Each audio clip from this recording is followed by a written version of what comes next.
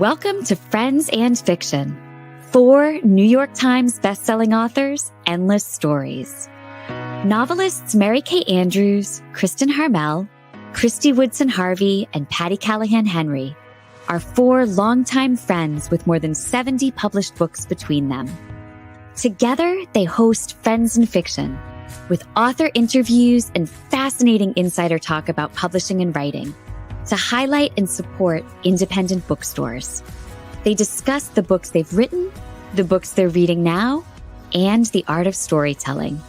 If you love books and you're curious about the writing world, you're in the right place.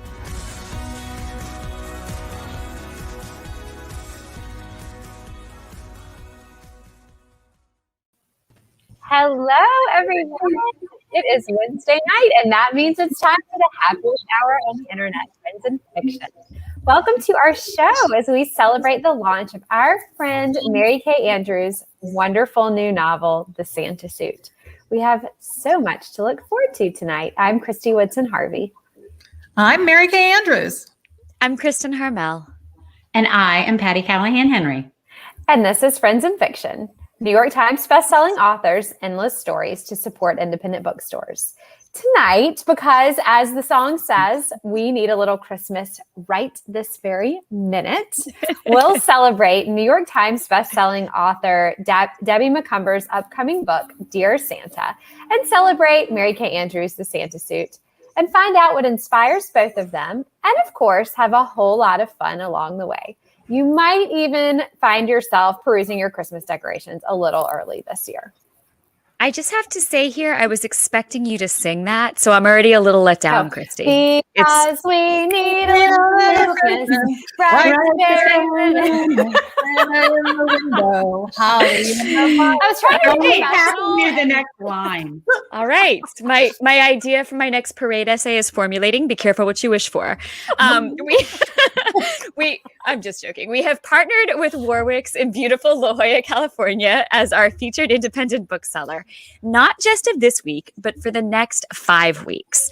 That's right. Warwick's will be the Friends and Fiction bookstore partner for the upcoming 3 book launch episodes, which is Mary Kay Andrews tonight, of course, Patty's on October 20th, and Christy's on October 27th, plus all the other episodes in between. Warwick's is the country's oldest continuously family-owned and operated bookstore, so we see them as an ideal partner for our mission here on Friends and Fiction. We're going to keep encouraging you to shop local and shop small by buying from Warwick's over the course of the next 5 episodes of Friends and Fiction. And we will be offering you some special opportunities along the way. So browse their selection, which includes the Friends and Fiction hosts books, as well as the latest by tonight's fabulous guest. And you know, as Kristen just mentioned, that every week we partner with Parade Magazine Online.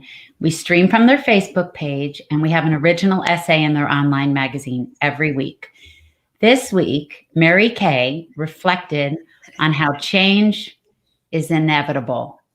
The only thing that never changes is that there will be change. Right. That is Patty's words of wisdom. Thank you, Patty. And just hashtag Patty Wisdom. You can find this amazing essay linked on our Facebook page, on the Parade page, and in our Instagram bio. But meanwhile, Mary Kay, can you tell us a little bit about it? Because I think it's tied a bit to this novel too. Yeah, it definitely is. When I wrote this, I was thinking about the change in seasons last week. We observed the end of summer and the first day of fall, but my closet is still full of my flip-flops and white jeans, which led to me examining how we so often cling to the past, even when we know it's time to boldly stride into the future. And that's a little bit, Ivy, the protagonist of The Santa Suit, is not clinging to the past. In fact, because the past is too painful for her, she's going forward. So what about you all? How are you striding into the future?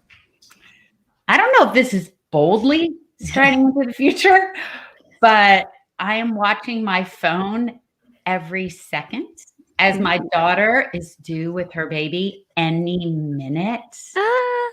And so I feel like when I hear you talking about the future, I think a new baby. Now that's the future.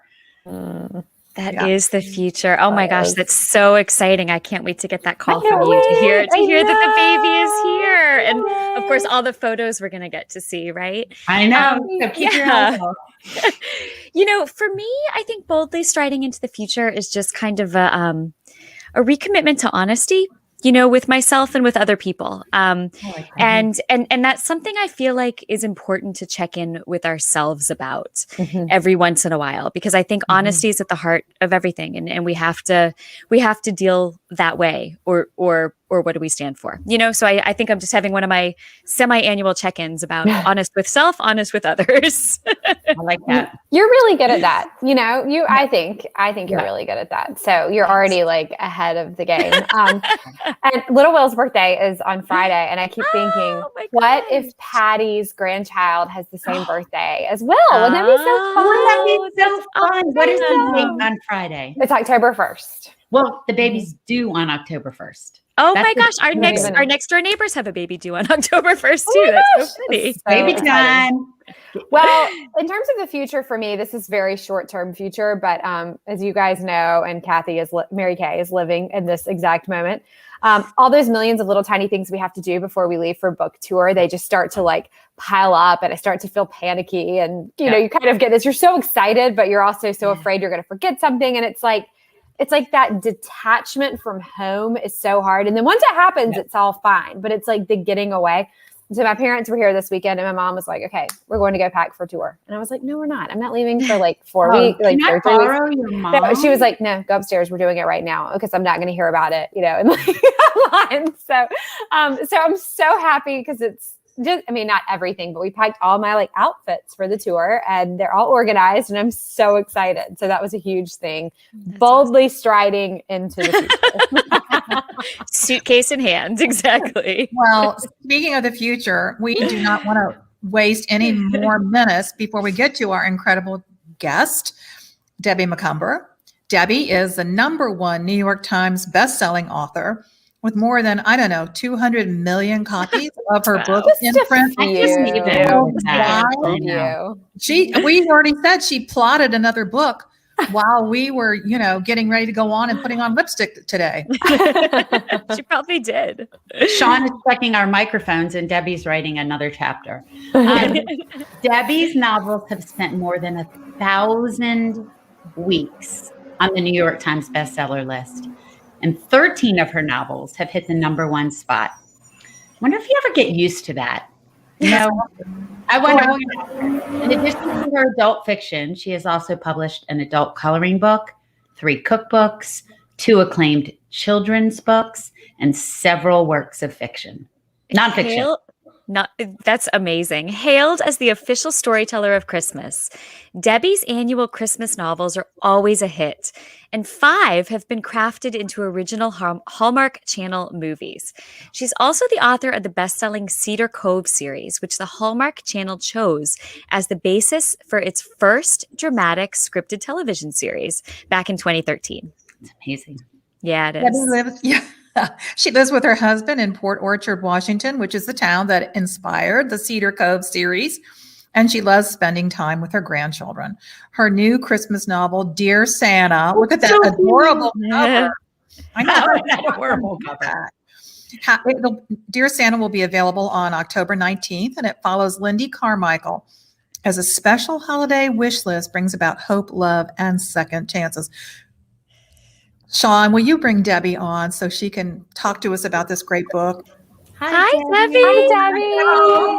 Hello.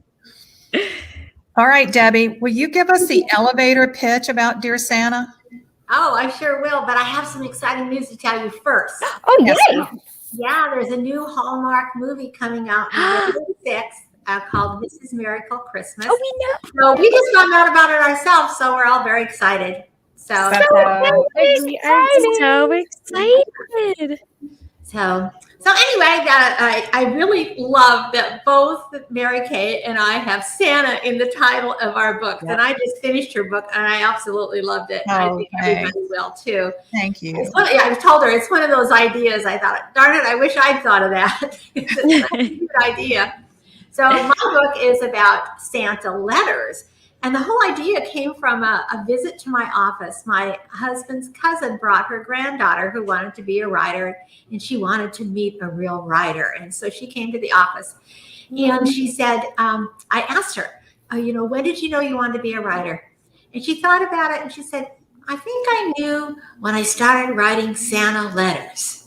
Oh, It's such a universal thing. We all write Santa letters at one time, I think. And my heroine, Lindy, has had a terrible year, and she goes home for Christmas, and she's just so down. Her mother brings out the letters she wrote to Santa when she was a little girl, and they talk about the letters, and then she thinks, well, maybe she should write Santa again. And so that's the whole premise for the story. oh, I love it. that. I love that. All right, Debbie, how many Christmas books have you written now, or have you just lost count? Oh, it must be more than 20. I've had Wow. one here. Yeah. And it was a really interesting kind of story because the first one I did, if you remember way back, probably early 90s, they tried this, publishing tried this hardback in the size of a paperback. I mean, it was Right. Yeah. it was a hardcover. And one of my very first ones was that hardcover, and it was just 100 pages. And the mail I got from the readers said, love you, love the story, wanted more. Now, I was contracted for 3 more of those books, and the publisher didn't pay me a penny more.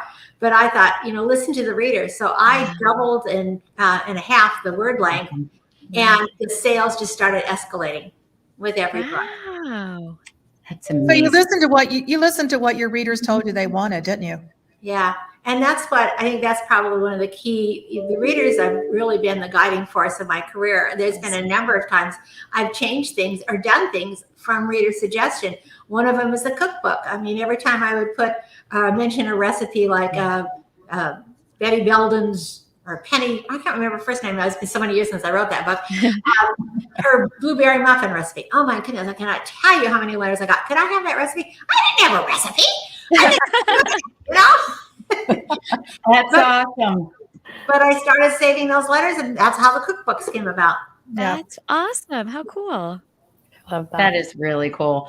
So I love hearing the origin of that story with the letters. And it struck me, there's J.R.R. Tolkien, who wrote, The Lord of the Rings and The Hobbit. He has a Christmas book, and they published it posthumously, Debbie, but it's letters he wrote pretending he was Father Christmas to his children every year. Oh. So you were talking about the letters to Santa, and it made me remember that book and their letters pretending to be Father Christmas, I love that. writing to his children, talking about the unruly reindeer. And Oh, so I love that so letters sweet. inspire these two things. But since you've done this so many times, what for you are the elements of a successful Christmas story? Is there a question you ask yourself? Is there something at the heart of it? What makes this a Christmas story? Well, the whole idea of why I decided to write Christmas stories is because so many of us work so hard during the holidays. And I wanted to give my readers something that they could sit down to relax, enjoy, and have a feeling of they could laugh and immerse themselves into a story that would take them away from the stress of Christmas. yeah. And so that's basically the elements of enjoyment.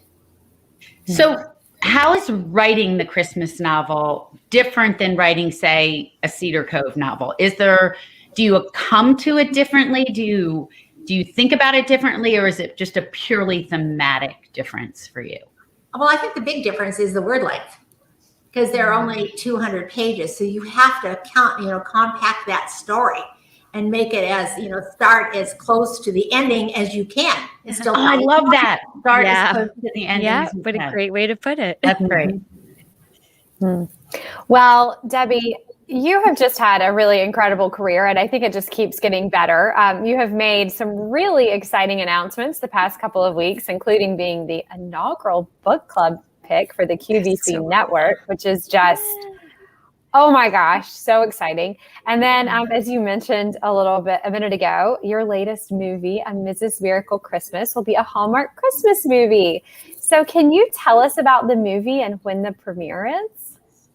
It's November 6th. I know that I found out about it in Parade magazine. So it's one of those crazy things, the last to know.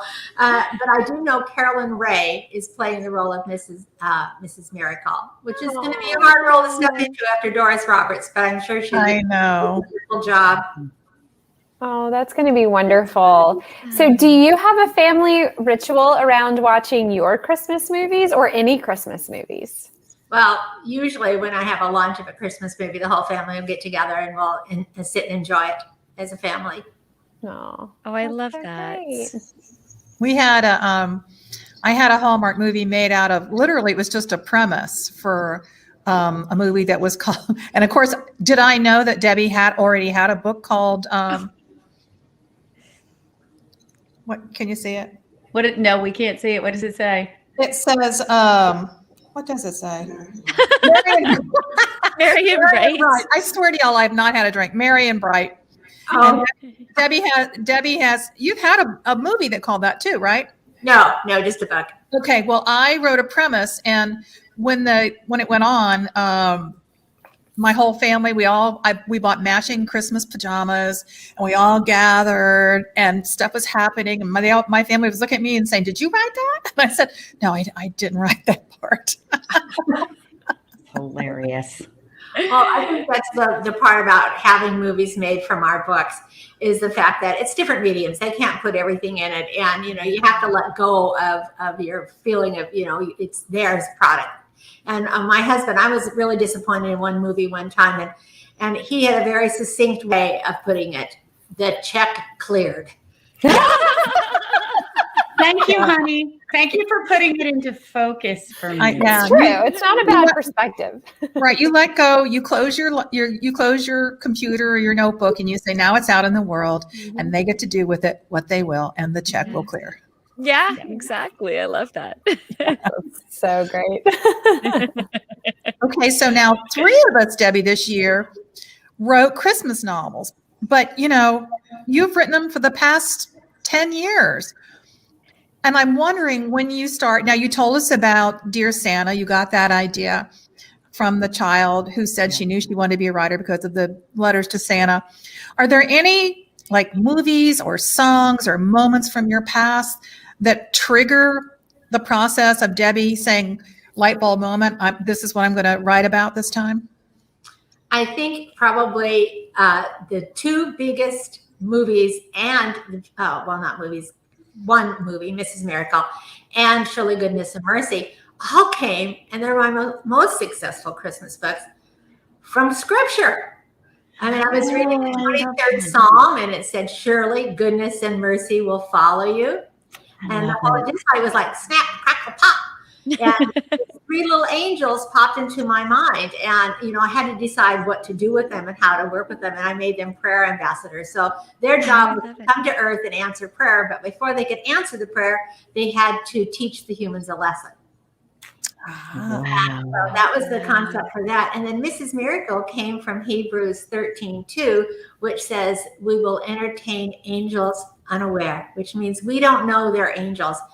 And as I've written those books, I actually had I didn't personally. My dad saw an angel right before he died. And so, so it was a really impactful thing. That's incredible. Did he say what it looked like? Well, yeah. And this is the funny Tell part. me. My mom and dad were sleeping in separate bedrooms, and my dad was using a walker, and he had to get up in the middle of the night to go to the bathroom, and he forgot his walker. And he was so weak, he couldn't make it back to bed. And so he was leaning against the hallway, and he said, all of a sudden there was somebody there. And my dad grew up on a farm, and it was a farmer. He had coveralls on, and he was right there. And Dad, I said, Dad, weren't you afraid? And he said, no. He said, I needed help. I said, hey, buddy, I could use some help here. And so he said the man got him back into bed, covered him up, and disappeared.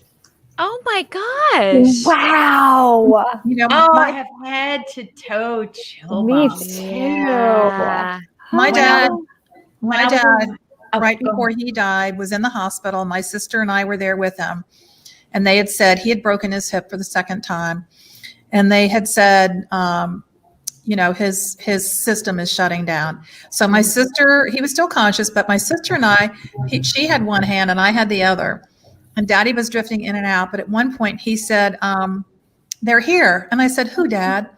He pointed to the window and he said, the limo is here for us. We said, well, Daddy, we're on the 4th floor of the hospital. He says, no, they're here for me. Oh, Wow. wow. Hey, I'm going to go in the limo. Sounds good to me. Yes, exactly. That's the way to go. Oh Well, my before that, God. he thought he was in. He also said to my mother, who had already passed away 2 years earlier, he said, Sue, tell him we want a table right by the show, where the show is. They used to love to go gambling in Mississippi, and they love to go see the shows. Oh my God. So he was telling my mom, we want a good table where we can see the show. Oh, I that's so sweet. hope when they got to heaven, they had a great show for They me. had a great table. I Great bet I show. bet they did. The best table. Oh my goodness. Well, so Debbie, returning a little bit to talking about your book. Of course, it comes out the same day as Patty's Once Upon a Wardrobe. So all of you, yes, so all of you, it's so good. I love both of them. So all of you out there can pre-order both books today and make October 19th the happiest day of October.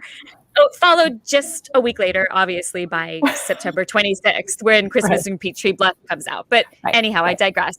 Before it's out, Debbie, though, I wanted to ask you a little bit about your main character, Lindy, whose life is transformed after she begins to really believe in the power of Santa to fulfill her wishes. In that context, can you talk a bit about your own thoughts on the power of intention? Oh, whoa. Good question. I think, our lives we have to live a life of intention. Mm. If I were to write when I felt like writing, we'd be on food stamps. I love writing, but I can have a million excuses not to write. Yeah. And so I make goals every week. So I live a life of intention. I make goals with my knitting because I want to get done with Christmas knitting. I make goals how many steps I want to take a day because the pool is closed. I make goals on how much extra reading I'm going to do for the week.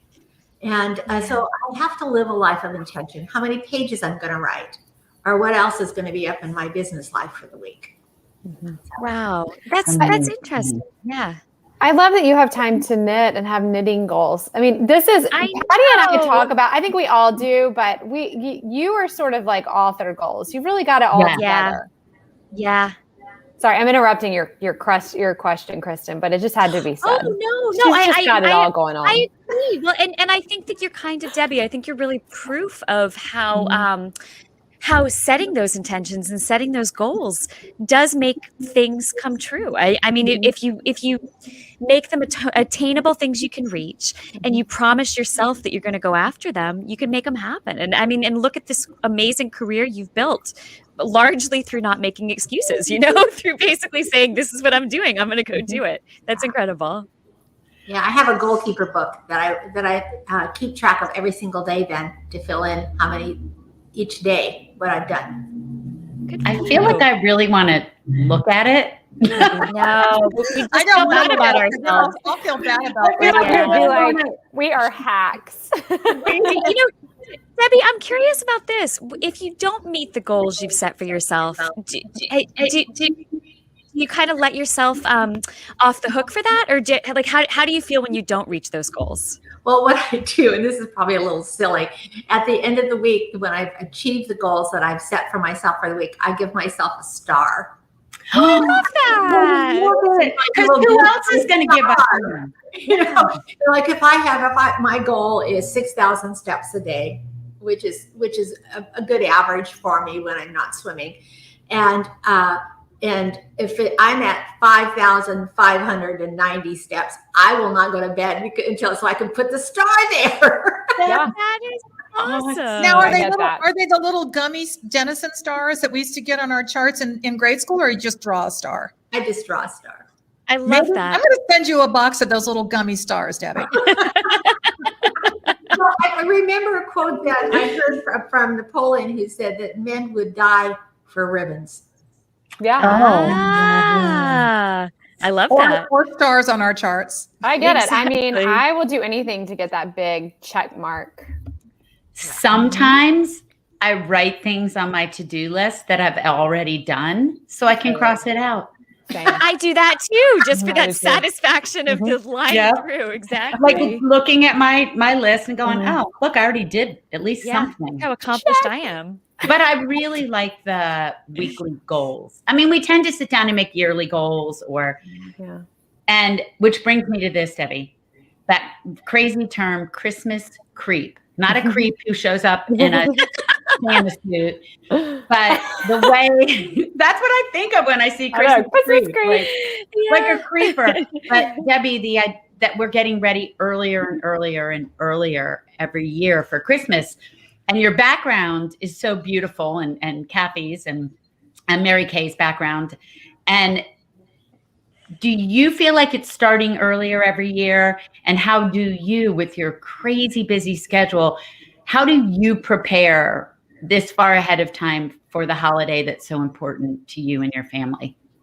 Well, I think first of all, Christmas is more an attitude. You know, it's Love it. Yeah, Yep. so we should have Christmas 12 months a year. As for the early one, you know, I just think, well, our house is getting decorated for Christmas in November for the simple reason that you have to do it before Thanksgiving.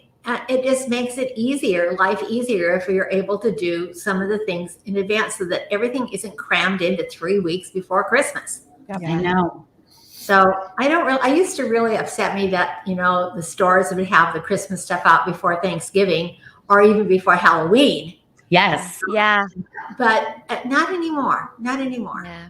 And I Okay. think they survive on it, you know, so, and especially now in this time of COVID, you know, so many of the retailers are struggling that if they can promote their goods before Christmas and get those sales going early, it helps. Yeah. Yeah. And I think the books being out before Christmas, our Christmas, you know, holiday in September, October. I love what you said about it being an attitude, because we can dive into those books now and remember what it's for, what it's about. And the decorating and all that before Thanksgiving is a goal I have this year, only because, Debbie, like you, I want to be able to settle into December without feeling like I'm frenetic. But I'm just so bad at being able to think about that before it's time. And I'm learning to kind of let the creep of Christmas come backwards a little bit. Well, I mean, Yeah. I'm basically ready now. I mean, I put this tree out for Mary Kay's What launch. more do so you need, what do we need? really? I mean, Yeah. I don't know what else you need, baby. I don't know. Well, and I think this year especially, we've got serious supply chain disruptions. Yeah. Mm-hmm. So, it is important to do some things early. So if you are going to have a family portrait made, better get that photographer booked. And if you're going to, update your Christmas card list, and yes, think about who's getting what And gifts. order the cards. Yeah. I'm going to have to go. I have a lot to do. My to-do list. Order Debbie's book right now, so it's there on time. You get it on the day of. You know, I almost forgot to tell you something. This is another really special thing. We're having a coloring book come out too. Oh my gosh. At the same time with the Santa book. So yeah, and it's coloring Christmas, but it's from scenes from all of my Christmas books over the years. Oh my gosh, that's so cool. That's so genius. I Yeah. love that. I love it. Just to bring a little extra joy to the world. Okay, Debbie, before we let you go, we want to know what you're reading and loving lately. Oh, I've been reading a lot lately. Well, I just finished your book and I just finished Patty's book. I guess it was a couple of months ago. But I had read the Book of Lost Names by Kristen. So it was a really wonderful story. I loved it so much. Thank you. Summer, last month, I read Malibu Rising. So good. Really Yeah, good. I just loved the people we meet on vacation too. So Yeah. Yes. Good book here. Yeah, it really has been. And Emily, we had Emily on who wrote The People We Meet on Vacation just a couple weeks ago, and she was fantastic. We loved her as much as we loved the book, which We had Taylor. Taylor Yeah. on too. So Absolutely. Well, Debbie, thank you so much for dropping in tonight, and thank you for your kind words and for sharing this beautiful Christmas story with us. I can't wait for everyone out there to get their hands on it. I know we all feel that way. And now I'm feeling even more left out for being the only one on the screen tonight who didn't write a Christmas novel. I need to get on that. What am I doing with my life? The Forest of Vanishing Stars. it's so funny. You can do it for next year. Exactly. That's right. The Forest of Vanishing Stars has trees and stars, and those are both And very. a Christmassy red jacket on the cover. Yes. A Christmassy red coat. It's practically it's practically a holiday novel. So maybe what we need to do is organize a virtual watch party for Mrs. Miracle Christmas. What do you guys I think? love Oh my it. God. Yes. Friends and Fiction watch party. I love it. Absolutely. Say Yep. the date again, Debbie. What is it again? November? 6th, Saturday, November Okay. 6th. Great. Party Right. time. Party Thank you so much, time. Debbie. Thank you. Thank you, Debbie. Merry Christmas. Merry Christmas, love. Well, that was so fun. And as we mentioned earlier, we have a double dose of jolly tonight because it's also the launch night for Mary Kay's The Santa Suit, which was just published yesterday. Woo-hoo. Yes. So as you all know, our very own Mary Kay Andrews is the New York Times bestselling author of 29 novels and the model of fashionable eyewear. Also, so the novels, of course, include this year's The Newcomer and 3 previous Christmas novels, plus 1 cookbook. Hang on while I alphify myself. She is a former newspaper reporter who lives with her starter husband of 44 years, Tom Trocheck, plus 3 unruly English setters in an Atlanta suburb. And she is also the proud grandmother of Molly and Griffin and the proud hat outfitter of all 3 of us. But Patty, you need to put your screen back just a little bit so we can see that it's Santa's legs. Love it. When jumping down her head. When she's not writing, Mary Kay loves hitting estate sales, which if you don't know that, you're not paying attention. And trolling Facebook Marketplace to look for vintage treasures. She has taken me. I am the luckiest. She and Tom have restored and furnished 3 vacation rental beach houses on Tybee Island, Georgia, which you can rent fully decorated for Christmas over the holidays. Oh, You decorate the beach houses for Christmas? We do. We have everything in bins up in the attics. And Tom spends just about a day at each one doing all the outside lights. I'm not allowed to play with electricity, but yeah, we do.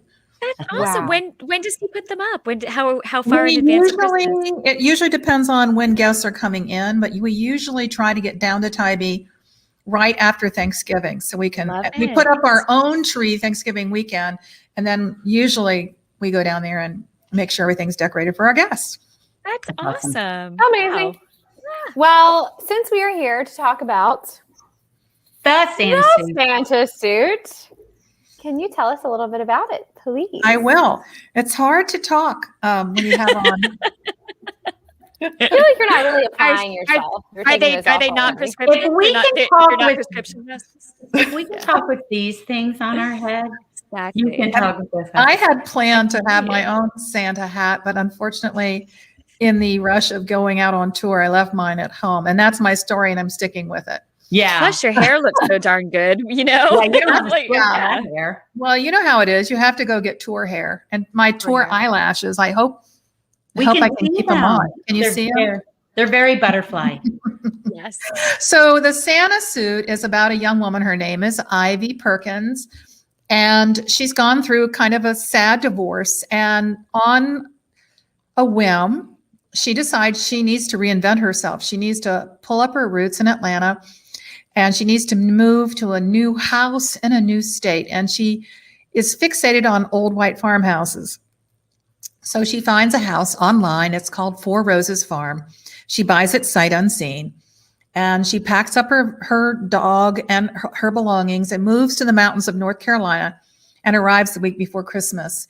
And the house is not quite what she'd pictured. It's old and it's kind of dilapidated. When she pulls up to the house, there is a guy standing there, and she's, a stranger, and she says, "Can I help you?" And he says, "Well, I'm Ezra, your real estate agent. I'm here to give you the keys." And of course, when she bought the house online, she pictured an Ezra as, an elderly gentleman with a bow tie and a sweater vest. And this Ezra has neither of those attributes. And so when she goes in the house, she's shocked to find that it's been left furnished with the previous elderly owner's belongings, none of which are Ivy's taste, and including the clothes in the closet. So she's pulling the things out of the closet so she can put her own things in. And on the shelf, she finds a beautifully wrapped box with Christmas paper, and she opens it up and she finds a vintage, beautifully made red velvet Santa suit. Oh. And at that point, Ezra tells her that the previous owners, Bob and Betty Ray Rose, were the Mr. and Mrs. Santa Claus for the community. And for 40 years, they decorated their house, to the max every year at Christmas. And people came from miles around to see Four Roses Farm lit up for Christmas. And then Bob and Betty Ray were Mr. and Mrs. Santa, and this is Santa Bob's costume. And so she's like, she's not really interested in Christmas this year. Her plan is just to, kind of huddle down and get through Christmas so she can start her new life. But that night, when she's going to put the Santa suit back in the closet, she finds a note in the pocket in a child's handwriting. And it says, "Dear Santa, my mommy is sad all the time. All I want for Christmas is for you to bring my daddy home from the war." Wow. And that sends Ivy into a quest to find out who Carlette was. Did her daddy come home from the war? And why did Santa Claus keep this note?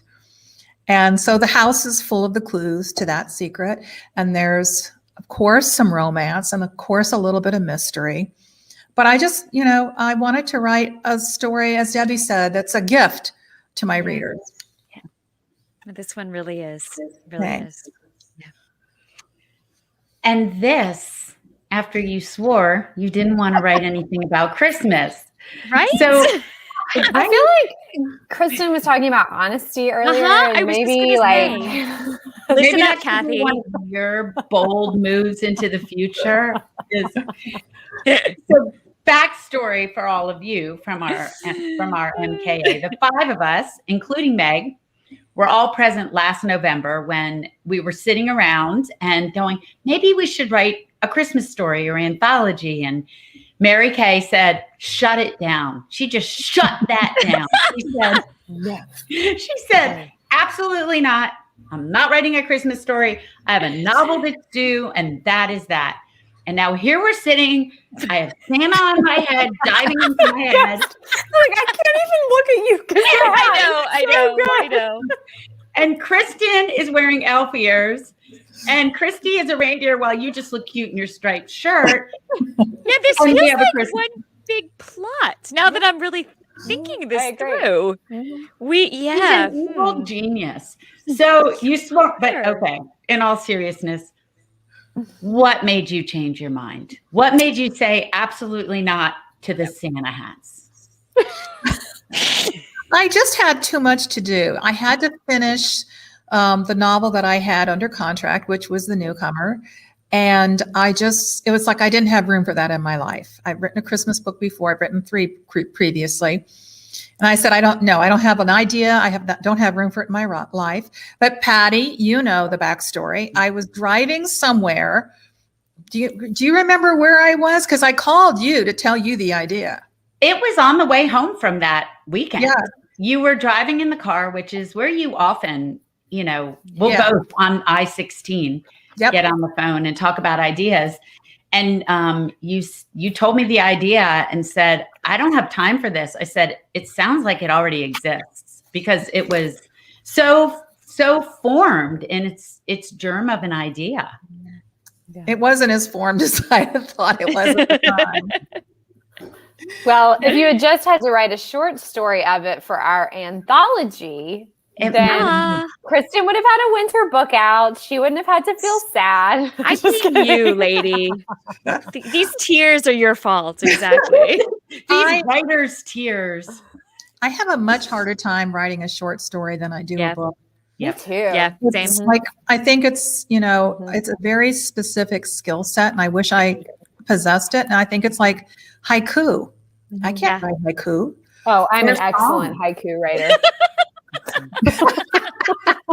I'm better at sonnets than at haikus. I bet you're great at poetry, and I'm going to be annoyed about it. So I am move not. on.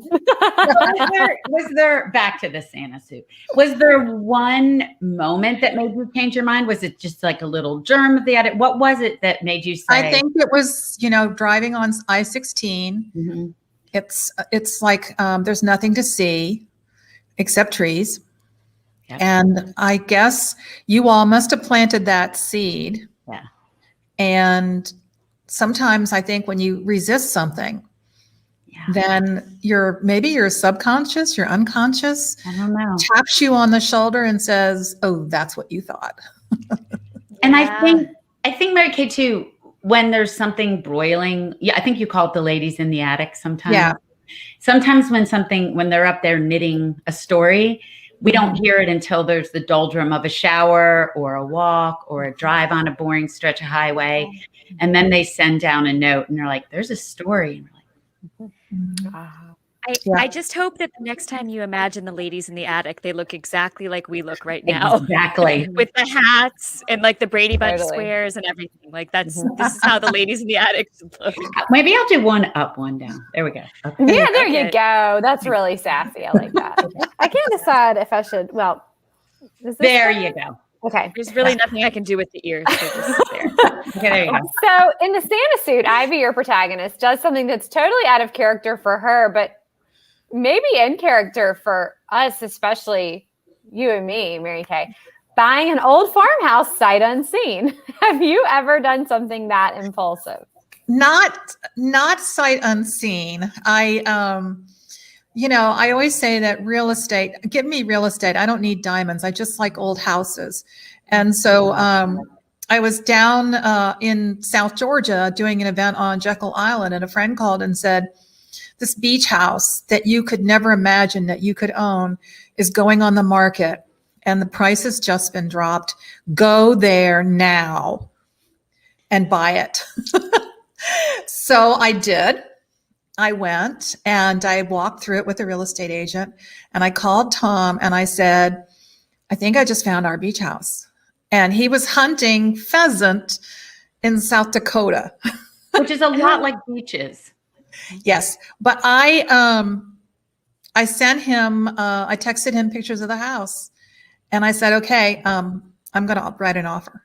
So I did. That's awesome. I love it. That is awesome. All right. So Mary Kay, this book is a little bit of a change of pace from your most recent blend of mystery and romance. That's kind of what your bread and butter is, what you've kind of become known for. But the slight differences in this are just, they're perfect. It still felt very much like the Mary Kay Andrews that we all know and love. And of course, there was a hint of mystery because Ivy, as you mentioned, is trying to track down the little girl who wrote Santa the letter. But there was something different about this one too. Can you talk about how you approached writing this story and whether it was different from the way you've approached the crafting of your other books? I think, I have written other Christmas stories. And when I went to write the first one, which was Blue Christmas, my editor at the time, actually that was the second one. But my editor for a Christmas novella said, here's how you do this. You have characters in an enclosed universe. And what did Debbie say was her thing? Get as close to the end you start as close to the end as you can. And so I had a set of characters who were an existing series, And so I knew that I had to make a little snow globe of a universe. Love that. And I had to put my characters in there, and everything else is shut outside of it. So I wanted Ivy to have a quest.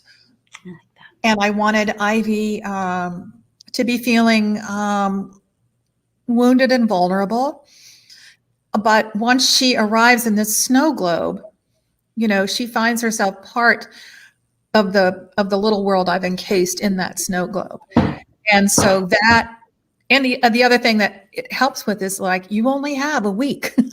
This place in the literally in the space of a week. So that helps, because I write big, messy, involved plots, but this, I intentionally tried to narrow it down and focus on this little world. Did you see it having as much of a mystery element as it did? Like, that felt like more of a, to me, a little bit more of a driving force than I expected, but it felt very right for the story and very, very right for you. Like, the whole time I was reading it, I was so immersed in that world, but it also felt very much like, yeah, like, this is what Mary Kay Andrews does, and this is what she does beautifully and brilliantly. I mean, I just... Were you expecting me to find a body in that house? Because that's, you know, usually there's a body. I was wondering, I thought maybe that was in the Santa Suit's other pocket, but that never unfolded. So, you know, I think it happens for me pretty organically.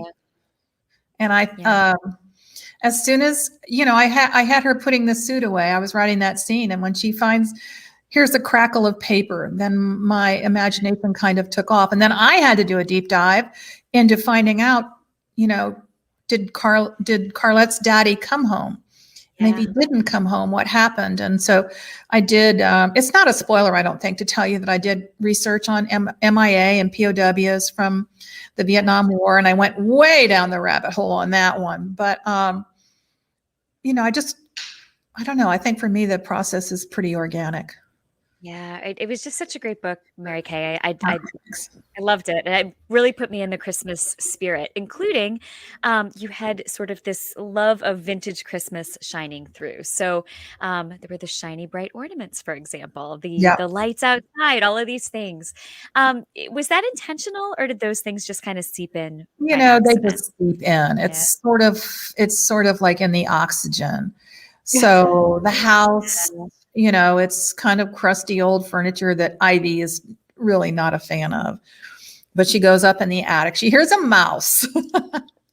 And can you tell I have mice in my attic? My husband always says they're mice, literally, that there's bunnies hopping around in my head, because he never knows what's going to happen. So I've had mice in my attic. So Ivy hears mice, and she goes up, and, you know, she finds a lot of vintage stuff. And, you know, the Santa suit, I hadn't thought about this until I got ready to go out on the road. And I was remembering I bought a vintage red velvet Santa suit at an estate sale years ago. And it was in a box, and it was complete down to the boots. And then I sold it at a yard sale. Oh, no. I know. I'm kicking myself now. Oh, man. Well, you just never know what's going to happen. That's why you just have to save everything. I mean, you just have to save everything. That's my philosophy. I have the closets to prove it. Yes. But do you have a Mrs. Claus suit that hasn't that I can't get into? Yes. Thanks for asking, Patty. That's not biased, but maybe that had a little bit of an inspiration for this suit. I mean, every time I see a picture of you in that, it just makes me It's the best. It's the best. I almost want to make it my screensaver when you call, but I want to make you in that hat my screensaver. I know, me too. Please, someone do a screenshot of Patty in that hat. I've already done it. I wrote a book called Midnight Clear, which was the next to last installment of my Callahan Garrity mystery series. And I used to do this thing where I would send out postcards to people and say, come to my book signings. And I used to, you know, I love to dress up in costumes. And so I decided, I'll wear a costume. My favorite Christmas movie is White Christmas.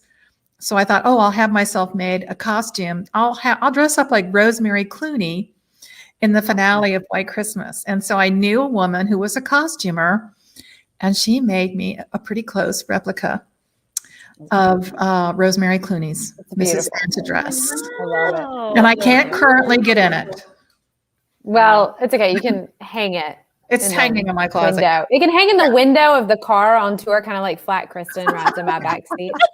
Yeah. So Mary Kay is the author of 4 Christmas books and an original treatment for the 2019 Hallmark Christmas movie, Merry and Bright. Can you give us a writing tip for this kind of story? Yeah, I think I just did by accident. Yeah. Basically, it's have an enclosed world.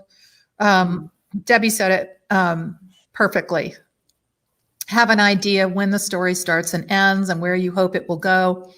And for me, I really wanted to think about a specific tone for this book. I wanted it to be heartwarming. I wanted it to be a hug.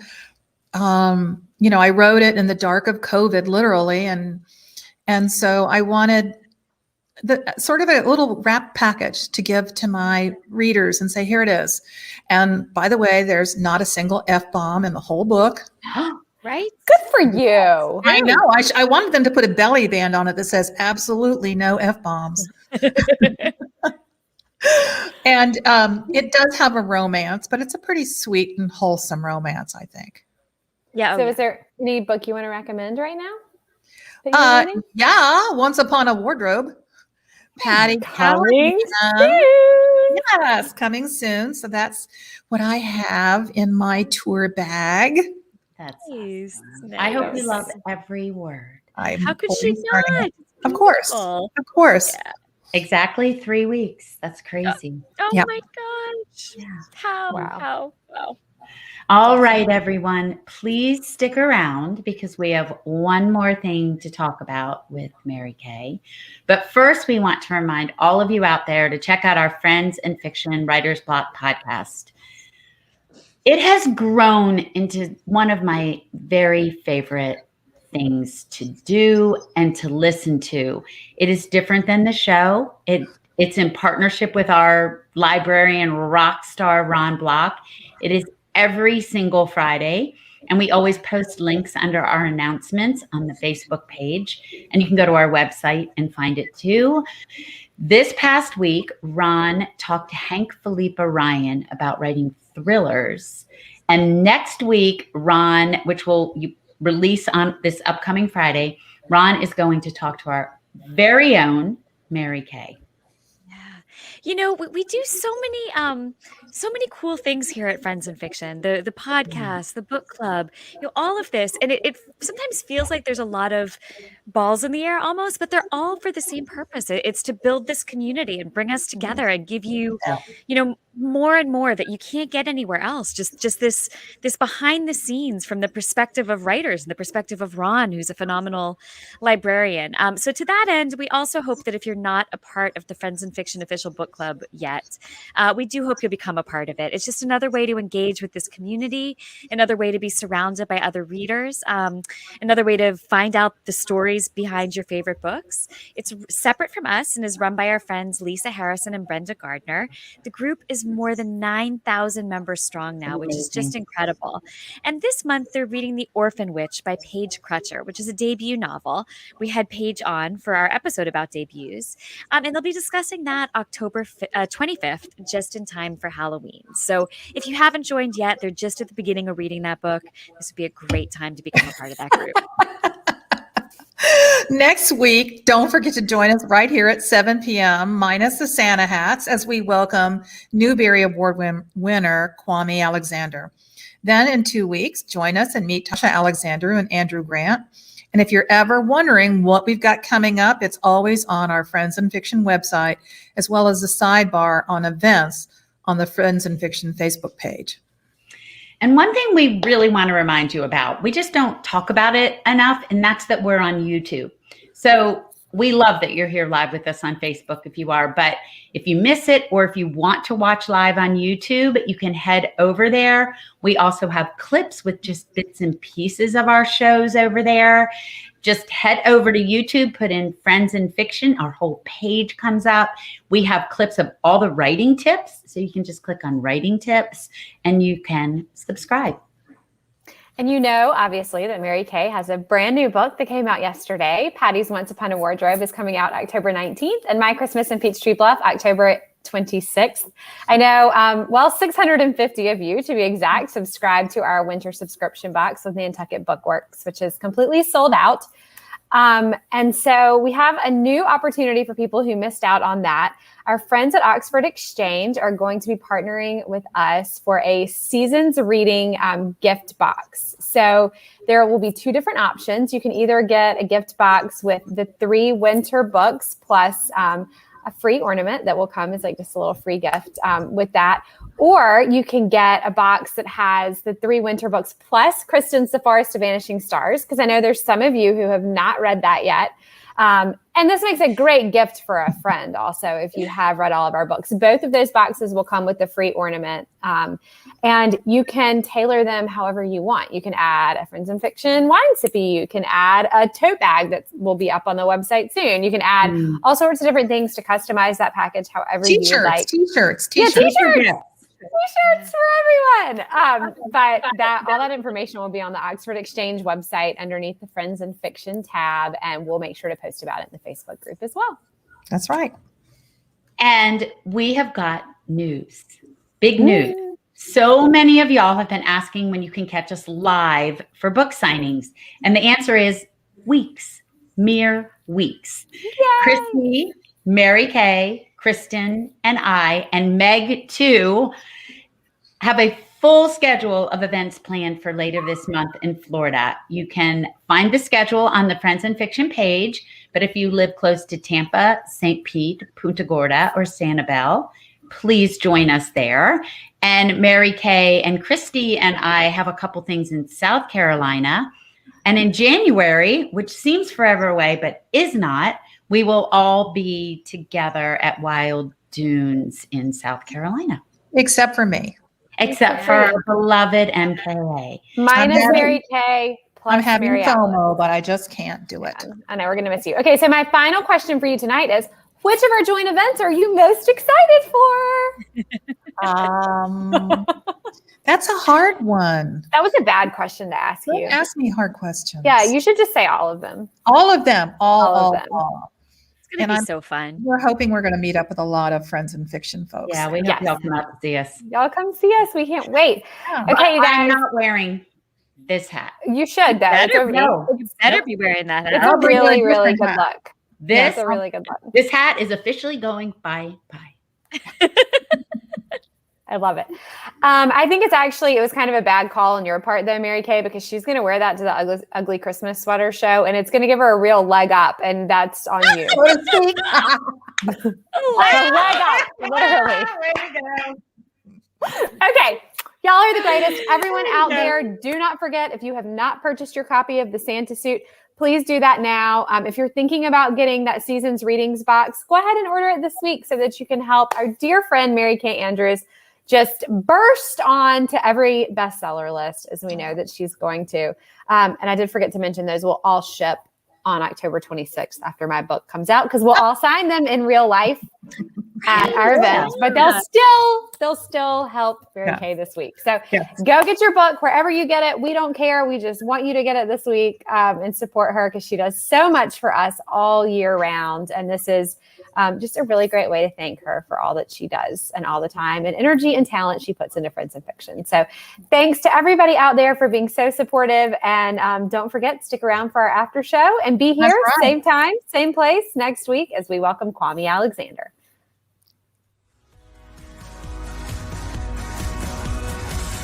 Thank you for tuning in.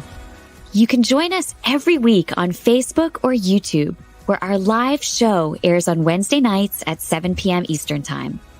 Also, subscribe to our podcast and follow us on Instagram. We're so glad you're here.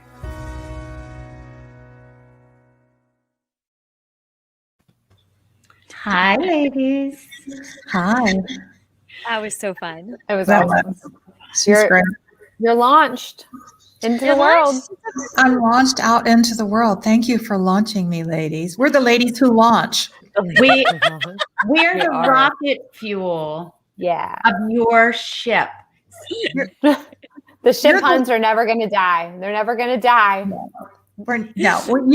You are the wind beneath my sails. Aw. That's awesome. You are my lifeboats. What about those angel stories? That was pretty cool. Yeah, that was pretty neat. Yeah. I hadn't thought about my dad's angel story in a long time until Debbie brought that up. Yeah, that was pretty powerful. So you go. I have a question, but you go. Well, I had to drag out some Christmas stuff to do pre-launch stuff. And I told my husband, just leave it in the living room because when do you guys start decorating? So normally we have the big tradition of we have Thanksgiving here, and then the next morning the Rotary Christmas tree lot opens. We are there at very early, and we get our Christmas tree and decorate and do everything the day after Thanksgiving and get the whole house ready. And so I assume that's what we'll do this year too, but I don't know. And I'm sure you guys, I have a lot of events kind of staggered throughout the holidays. So I don't know. We'll see. Yeah. We do it Thanksgiving week usually. Yeah. I'm trying to be a little bit more ahead of the game this year because, the four of us are on the road together and, I'm not home dragging boxes out of the attic and getting ready. So I sat down and started making a list of everything that what can I do ahead of time? Mm-hmm. And then I felt despair and now I can't find the list. So there's that. Oh no. The universe's way of being don't worry about it. Yeah. So overwhelming. Yeah. Yeah. We go get our tree right after Thanksgiving, sometimes a Friday after Thanksgiving. My husband is we have to do that. We have to get the good trees before they're gone. And they are saying this, last year there were there was a shortage of trees. Yeah. And we do a real tree. Do you all do a real tree? Mm-hmm. It depends from year to year. I think last year we didn't. Last year we did an artificial one. We have an artificial one. I prefer a real one though, We do. And I don't know if anyone saw this. You have to go back and look on my Instagram if you did not, because this was so funny. But we were out on this little island across from our house a couple weeks ago. I did see that. Some of the kids found this giant piece of driftwood that it looks like a Christmas tree. And one of my friends was like, this has to be the Christmas and Peach Tree Bluff tree. There was some wine involved in this. I'll just go ahead and say. And so the kids decorated the tree. Well, then one of my friends decided that we had to take it. I mean, no, we can't just leave the thing there. But you know how when you're in a wide open space, things seem different? And it was we got the thing home, and I don't know how much it weighs. Will carried it, but it has to be 100 pounds because I was trying to shift it around on the porch, and it is very heavy, and it is a solid 10 feet tall. Wow. So that's going to be on the porch. But my idea had been, I was I'm going to move it inside, and it would look so pretty inside. It can be. No, it is huge. So that is not going to work. I have a driftwood tree. It's the first thing I put out every year. Somebody made it, a friend of mine's sister made it, but it's a long metal pole and then the branches stick in, but the branches are all driftwood. And it's the first thing I pull out every year. That sounds beautiful. Wow.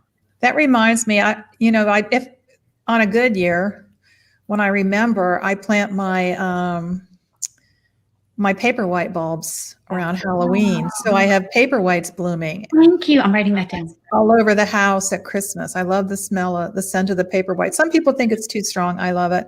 And I love the smell of a Fraser fir, how it scents the whole living room. Oh, you're putting me in such the spirit. I know. First the hat, then the tree, then the paper whites. I feel like I'm getting there. I'm this close. I'm glasses. I'm not a creep, but I am creeping towards Christmas.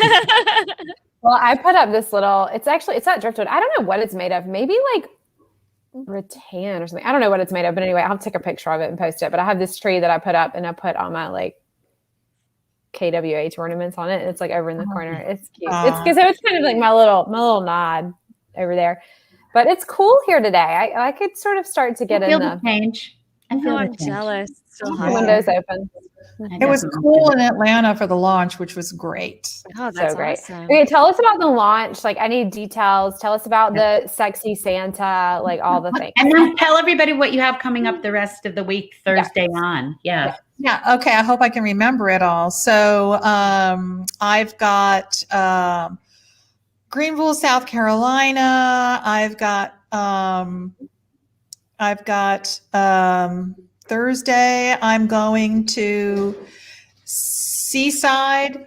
Wait, I'm looking at my schedule. So Thursday is Fairhope, Paige and Palette. Thursday, that's at 6 p.m. And that's one of all of our favorite stores. And then Seaside, I'm at Sundog Books on Friday at 1 p.m. That'll be fun.